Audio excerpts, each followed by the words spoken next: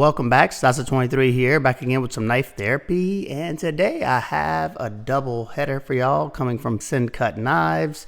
We have on the top the Sencut Honoris 9CR steel, $44, and on the bottom we have the Sencut Acumen, also $44 and also 9CR.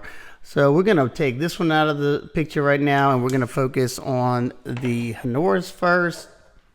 And first, you can also get this knife in black G10 with a Damascus blade, or wood scales with a blasted blade if you don't like that coated blade on here. Get some specs out of the way so you can have an idea of the size of the knife. Total length of 7 7/8 inches, so it's in that medium to large range. Not really, that big. I'd call it medium. Blade length of 3.47 inches. Grip area from here all the way to the back of 3.75 inches. Handle scale thickness of 0.49, so a little thinner than average. And the close width in the pocket is 1.30, so very manageable in the pocket. And the stock thickness on my knife is 0.12 inches, and behind the edge thickness on this particular knife is around 14 thousandths, sharpened at 23 degrees per side. All right, before we go any further, let's roll into some of the cutting footage here. All right, let's take a closer look at the knife. You have this nice drop point blade. You call it maybe a drop point or maybe a spear point as well, because that does come down to the center line. Very nice and thin hollow grind. It'll definitely show in the cutting footage. It was blasting through the material, and like I said before, the steel is the 9CR 18 MOV, and they have really dialed it in, especially this year. Noticed that it was performing a lot better, and it held an edge for definitely enough enough time for compared to what you're paying for the knife. You have a nice top swedge, and this knife comes down to a needle light point. You're definitely not going to want to do any rough tasks that cause it to go side to side, because you could easily break that off. But it will be excellent for detail work, which I do show, like cutting out a square or something like that, to where you could hold that tip and not go down any further than how far you go. And it's going to be excellent for piercing task.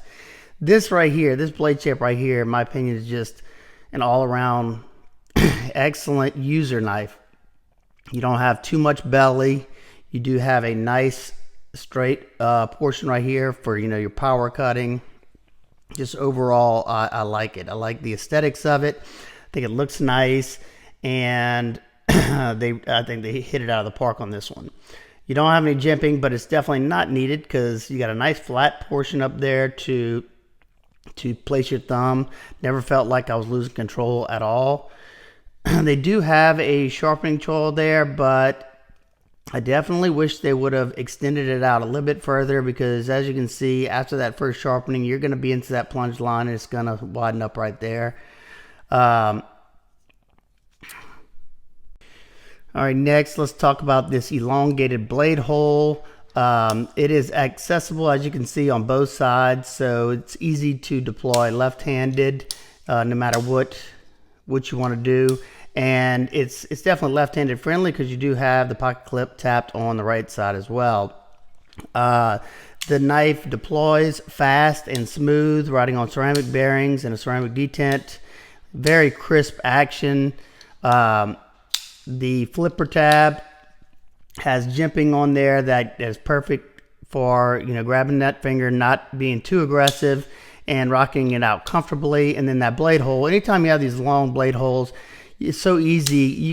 They can dial the detent up a little bit, make it a little stronger if they wanted to, because if you can get your finger low down on that hole, it's very easy to overcome those detents.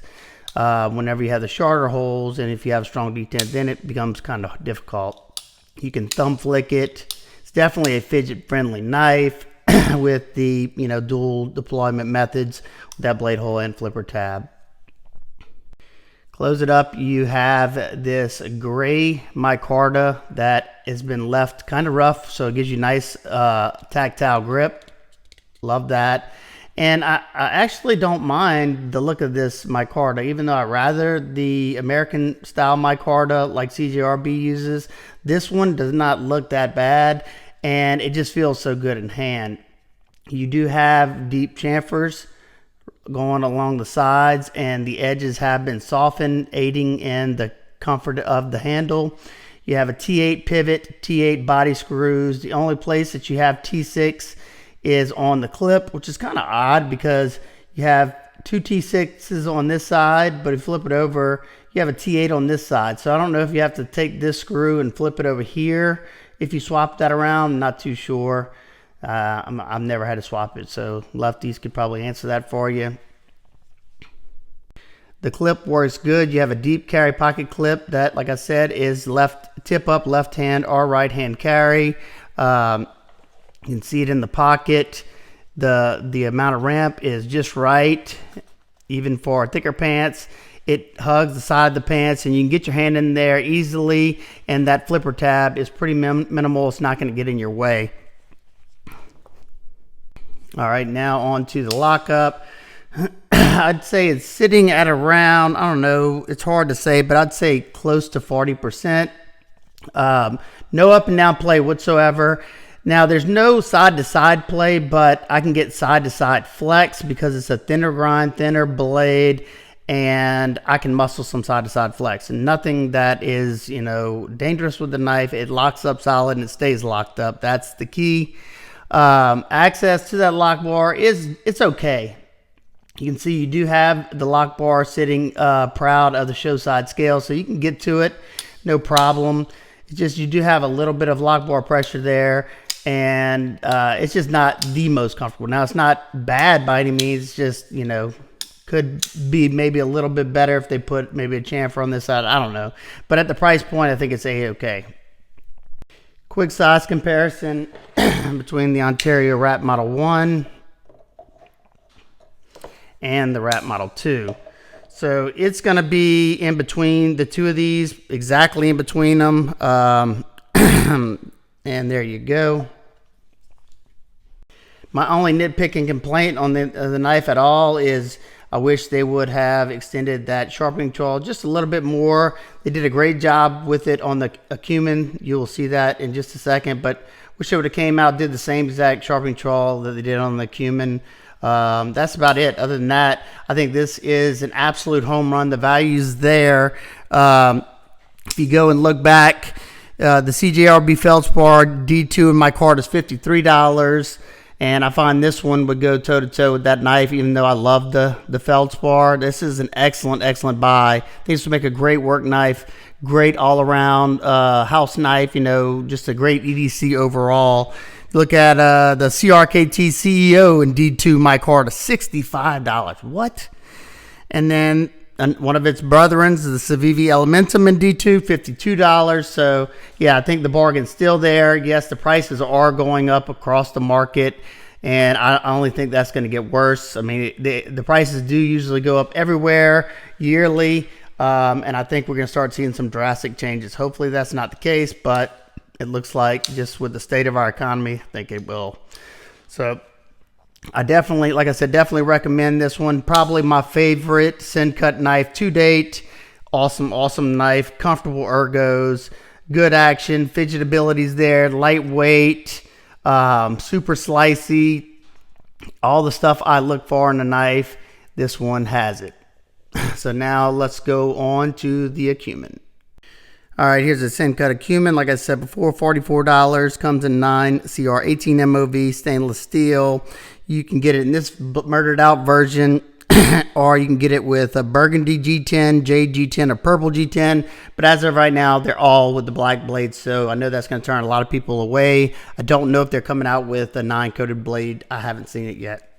Let's get the specs out of the way. You have a total length of 7 1/8 inches, so it's in that medium to small range. Blade length of 3 inches, so it's going to be legal in a lot of areas. Grip area from here to here, 3 1/4, makes it really compact and kind of small in that area, so you definitely need to watch out for that. Your handle scale thickness is 0.47, so nice and thin in the scales. Closed width in the pocket is pretty wide at 1.45 inches, and a blade stock thickness of 0.117, so not bad at all in the blade stock, especially with that high full flat grind. Comes down to around, my particular knife comes down to around 17 thousandths with a very tiny bevel on there, sharpened at around 22 degrees per side. So let's get into the knife up close.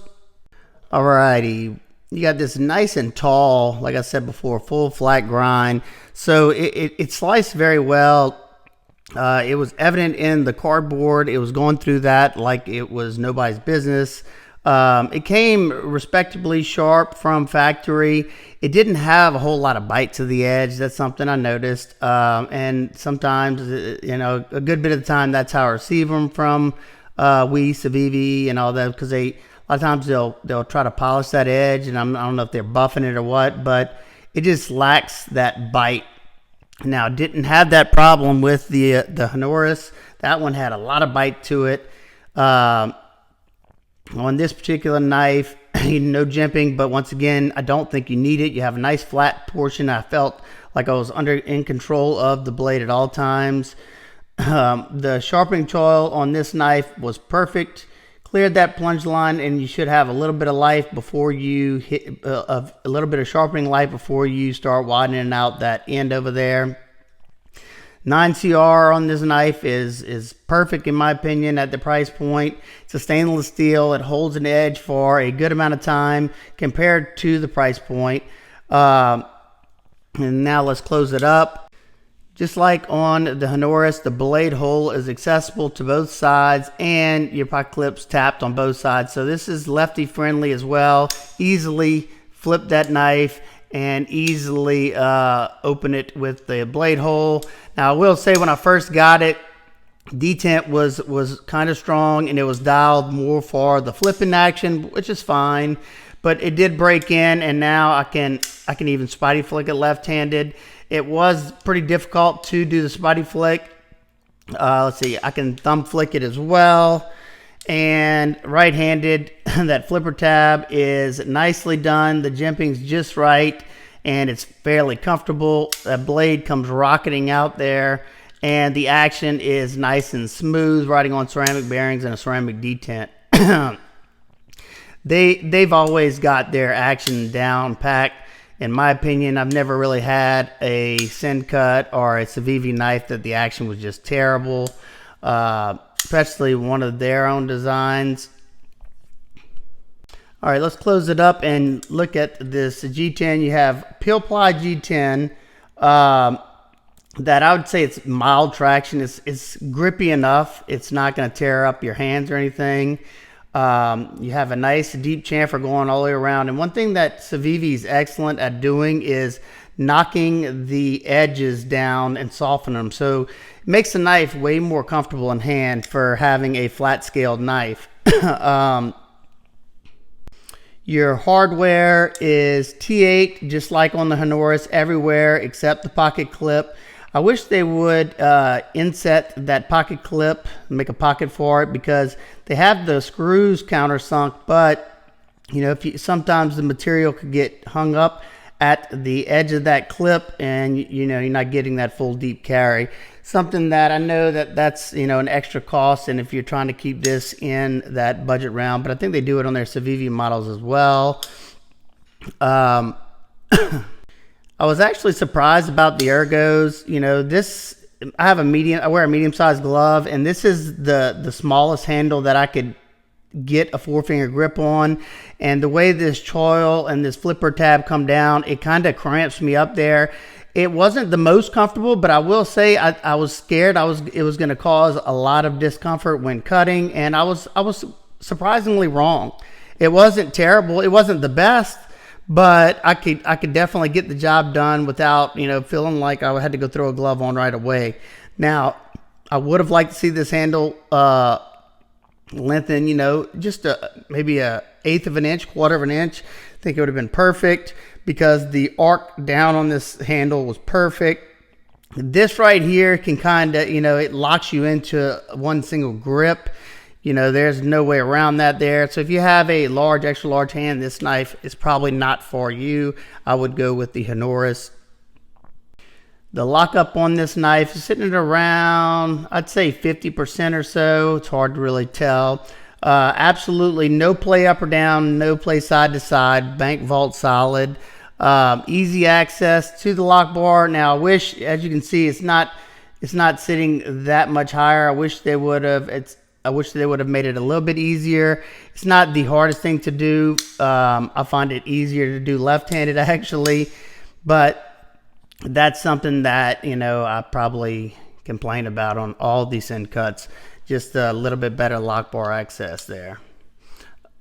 Quick size comparison with the Ontario Rat Model 1. Let's do a butt to butt, and the Ontario Rat Model 2.